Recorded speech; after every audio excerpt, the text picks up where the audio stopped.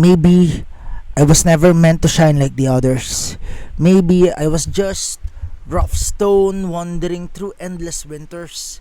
Until a girl named Byul fell into my life like a shooting star and stayed long enough to teach my heart how spring feels. This is a poem for my Byul entitled Byul, the Star That Stayed.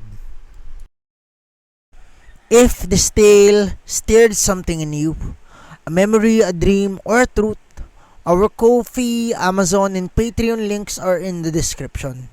Support helps us keep writing for you and the ones you hold dear. I was never carved for elegance, never born for marble hymns or moonlit promises whispered by poets who knew how to soften their hands. I came jagged and wind-bent, a boy with thunderstorms in his lungs and a gravel stitched beneath his smile. Spring arrived anyway. Not like a queen descending from a silver stairways of heaven, but like my Byul laughing too loudly, while flower petals tangled in her hair. The cherry blossoms adored her instantly. Even the wind became reckless, trying to follow where she walked, lifting the hems of white dresses like pages desperate enough to be remembered. She called herself rough around the edges once, and said she was too stubborn or too strange or too fleeting to be held gently for long. But diamonds are born under ruinous pressure, and shooting stars are not meant to apologize for burning.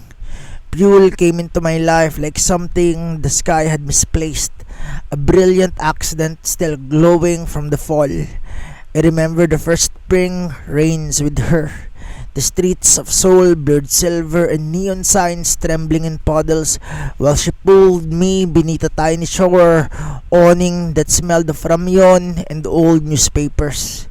She laughed at my soaked sleeves, and I stared like a pilgrim seeing fire for the first time.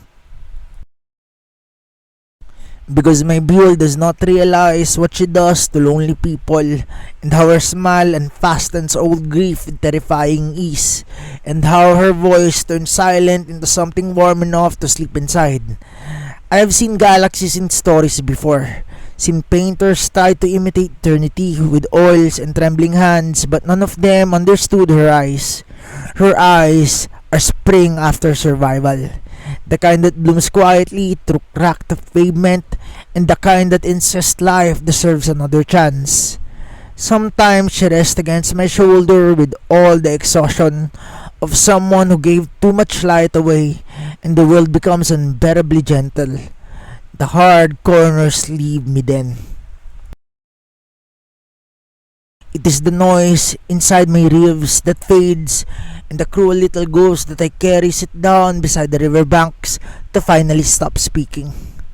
And she does not know that she rescued me, not with grand speeches or celestial marches, but with sleepy smiles, shared drinks, and hands warmed from pocketed dreams.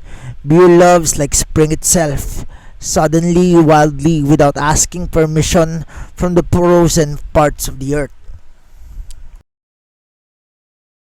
And maybe I still stumble through life like a worn down train, dragging sparks across the old tracks, but never ask me to become gold.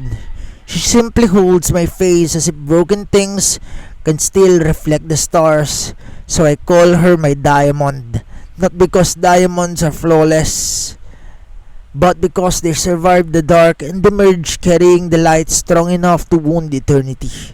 My Byul, you are my radiant catastrophe and my shooting star that should have vanished into dawn yet chose to stay beside me through another spring.